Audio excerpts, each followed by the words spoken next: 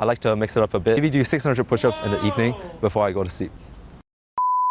Alright, so first video of the year, and a happy new year to you guys, or happy Chinese New Year as I'm filming this on the February 22nd. If you guys didn't know, I started this channel off almost exactly a year ago during my time in OCS. So I started making videos on sports and fitness because that's really where all my interests are.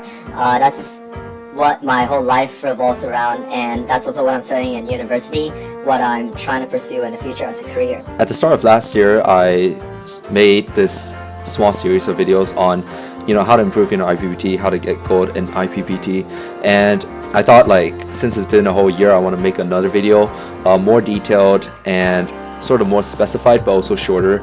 Recently I was on Defense Pioneer and on their online article, and also on their interview on social media such as Facebook and Instagram. So yeah, that's kind of what reminded me of this series. That's kind of what sort of inspired me to want to make another video of this, just if you're wondering, like, how you can improve in your own IPPT. Alright, so a quick disclaimer that I want to make before I start this video is that by no means am I saying that by watching this video or by reading the article, by watching the interview, that you're gonna get 100 points or you're gonna get gold. To get a gold, I think anyone can do it. I've seen people from BP, from PTP, or from Enhanced BMT batch getting gold or getting silver. So I think it doesn't matter, as long as you have 2 arms, 2 legs, a functional body, and you put in the work and the effort. I think anyone can get gold at the end of the day. It just takes time and it takes a bit of effort. Also, another thing that I want to talk about is that in my interview, this Pioneer thing, a lot of people in the comments said that they were wondering how I can do 7 sessions a week with 1 day of rest, with only 7 days a week. And I don't think people realize that you can actually train twice a day, which means I can technically do 14 sessions a week if I wanted to, or even more if I train 3 times a day, which is ridiculous. But yeah, at one point of my life, I was like, during the summer holidays, Christmas holidays, winter holidays, whatever other holidays, I was doing 2 sessions a day every single day for a whole week, and then 1 day off, which means I was doing 12 sessions a week with 1 day off. And it's possible. Like, I don't get why people don't understand that you can do 2 sessions a day. Like, I just don't get it. Alright, now real quick, I just have one more thing to point out. So in the video or in the interview or the article, I said that I do 600 push-ups sometimes. I like to mix it up a bit. Maybe do 600 push-ups in the evening before I go to sleep. Really emphasized that sentence and put it in the captions and the subtitles. And I think people just it caught people's attention, basically, and people were saying, like, oh, it's fake, like, how do you do it, blah blah blah. And like, I'm gonna be honest, I don't do it every single day. I think doing 600 push-ups every single day is stupid, it's useless, it's a waste of time. And obviously I don't do it. I don't even do it every single week. I just do it like sometimes maybe once every 2 or 3 weeks as a way of, if I don't have other options of workouts, down, use it as a way to round up a whole week of training and workouts to prepare me for a rest day on the next day. Alright, so first of all, let's look at the requirements for IPPT. So if you're doing IPPT and if you're combat fit, then the 3 stations that you have to do is 60 seconds of push-up, 60 seconds of sit-up, and a 2.4 kilometer run. Based on the reps you do and based on the timing of your 2.4, it's going to be added up to a total score, and the total score is going to determine whether you pass, you get silver, or you get gold. The fundamentals that you need for each of those stations are, for push-ups, you need obviously strength, you need upper body strength, mainly I'll say in your biceps, your triceps, your shoulders, your chest, and overall push strength. For your sit-up, you need mainly core strength and a bit of leg strength. And then for your 2.4, it's going to be mainly your speed and your endurance fitness. So, or your cardiovascular fitness, whatever you want to call it. Alright, now I'm gonna be honest, I never actually specifically trained for my IPPT, but something that's really important in my training is that I use mainly bodyweight workout and calisthenics over all these years. I never owned a gym membership, and I never really went to a gym. I mean, I've been to a gym before, but it's more like because my friend took me there, or like, for example, if you go to a hotel and there's a gym in a hotel. I think that's really important to say, because I think a lot of people get discouraged that like, they don't have time to go to the gym, they don't have a gym membership, they don't live next to a gym, so they don't have access to all that facilities. And I think it's totally fine, you shouldn't be discouraged. In fact, I think you're way better off at the start as a beginner without a gym, because to work with weights and to work with body weight is completely different things. For most of my training, I did with body weight and calisthenics, and even today I still do that. And I think why that's important to say is because the strength that you build in a gym and the strength that you need for IPPT is kind of different. So with body weight training, which is more closely related to your IPPT, you are building that muscular strength and your muscular endurance. Whereas in the gym, you're building more power and more muscular mass. And they sound like the same thing, like power, muscular mass, muscular endurance, muscular strength, blah, blah, blah. They sound like the same thing, but they're really not. They're different components of fitness, and they utilize different types of muscle fibers. They give you a different type of body composition at the end of the day. And I'm not going to get too deep into the science of it, but basically what I'm trying to say is you shouldn't be discouraged if you don't have a gym.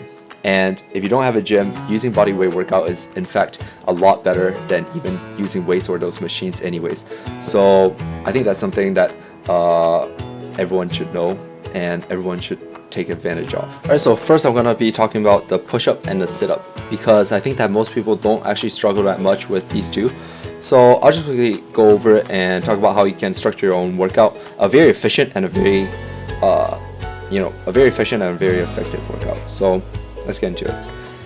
Now, what I like to do is I like to structure it by time. So what I mean is, instead of saying that I'll do 10 reps or 15 reps of push-up, I'm going to say that I'm going to do 40 seconds or 45 seconds of push-up with a 10 to 15 second rest. And the reason why I think counting your push-up or counting your sit-up by time instead of by reps is more effective is because you can say that you're going to do 10 reps of whatever exercise, but then those 10 reps can be done very fast and in a very trash form, and it's going to be that effective. It's not going to be as efficient. You're just going to be wasting your time and you're going to be wasting your energy. So doing it by time is a lot more efficient. Now this is how I'm going to structure my workout. I'll have a set of 6 to 8 exercises, and in total I'm going to have around 3 sets, or you can do 4 sets if you have more time. So here's 8 exercises. So we're going to do different variations of push-ups, because this workout is only focused on push-ups. You can do the same thing but with sit-up variations. So we're going to do different push-up variations such as wide push-ups, narrow push-ups, elevated push-up, pike push-up, diamond push-up, slow push-up, normal push-ups, and explosive push-ups with 40 seconds of work and 20 seconds of rest. So in total, that's going to be 8 minutes, but then you're going to do 2 minutes of rest in between each set. So that's going to be 10 minutes per set. And this is a really good way to structure a workout, because you can easily estimate the amount of time that's going to take for you to complete this workout. So for me, if I was going to do 3 sets of this workout, it would take me 30 minutes. And depending on my time, if I think I have more time, I can squeeze in a 4th set. But if I don't have that much time, I can just do 2 sets, or I can do 6 exercises instead of 8 exercises.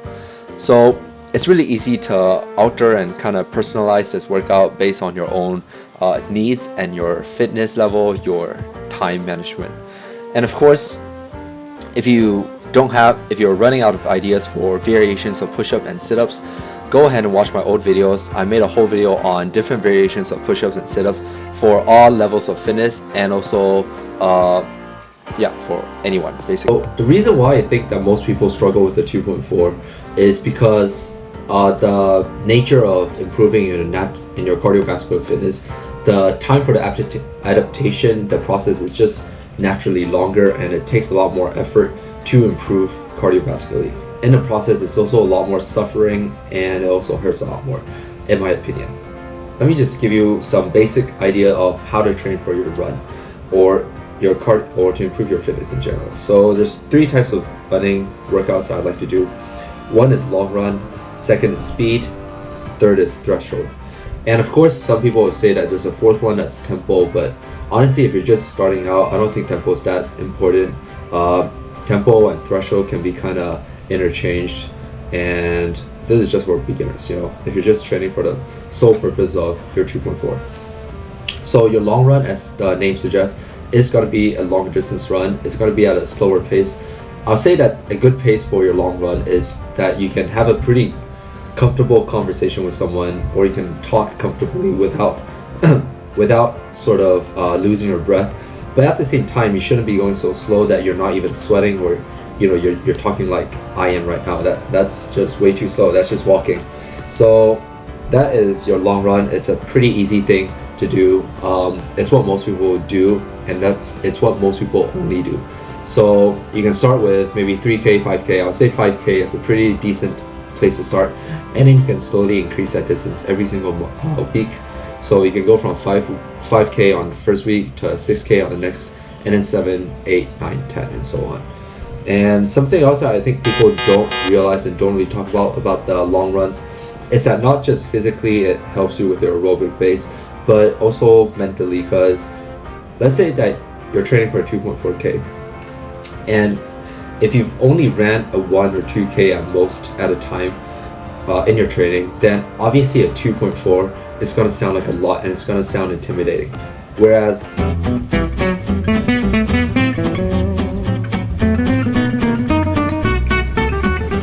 so next is going to be your speed workout, and as the name suggests, your speed workout is going to be faster than your long run. I'll say it's around 95 to 100% effort, so basically sprint. And you're going to do a distance of around 100 to 200 or maybe even 400 meter, but nothing more than that. I wouldn't say you should be doing anything more than 400 meter. So as a beginner, you can do something like 10 times 200, or for me, sometimes I'll do 20 times 200 or 25 times 200. And if you don't have a track, then a good way to measure that distance, or you don't even need to measure the distance, but a good way to do your speed workout without a track is you get 2 points. So from this building to that building, or from this landmark to that landmark, I'm going to sprint this whole distance across. And after I sprint this distance, I'll rest for, let's say, 1 minute 30, 2 minutes. And after I rest for that time, I'm going to sprint back. All right, and you just carry this on, and you just repeat it for 10 times. That's going to be your speed. And like I said, you're going to be going at 95 to 100% effort, so a full sprint.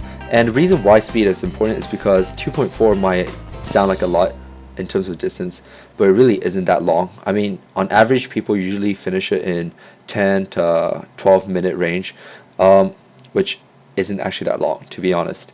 So to be able to improve it, if you really want to improve in your 2.4, you really have to build that speed, because it doesn't matter how good your endurance is.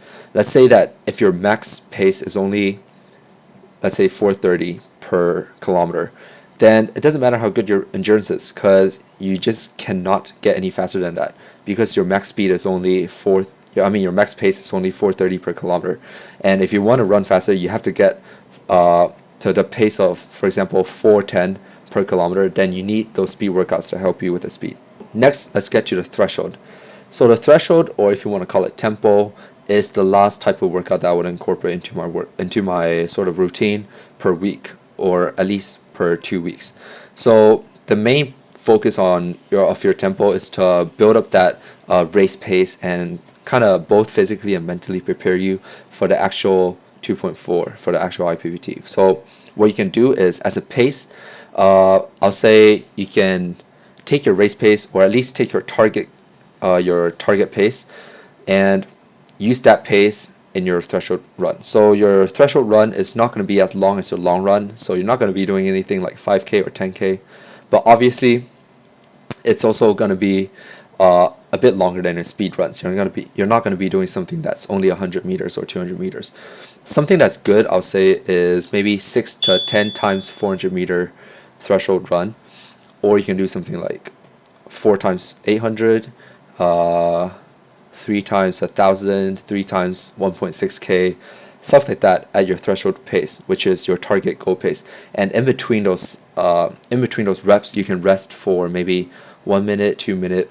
You don't really want to fully recover, because the whole point of threshold is to build up that lactate threshold. So if you didn't know, threshold is actually short for lactate threshold. It's the same thing. And if you don't know what lactate is, lactic acid is something that you naturally build up in your muscles, in your body when you exercise.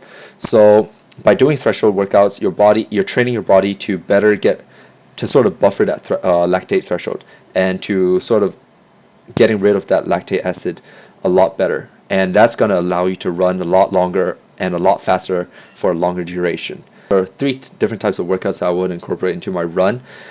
and I've been doing them a lot. Recently, I've been preparing for my triathlon. I'll make another video in the future on my triathlon prep. But yeah, I'm preparing for our upcoming triathlon, the Meta Sprint series, and I'm also preparing for the Sundown Marathon. So I've been incorporating all those 3 or 4 different types of exercises into my workout routine to prepare for those races, and I think that you should too, no matter what your fitness level is and no matter what your goal is. Again, thanks for watching, and bye.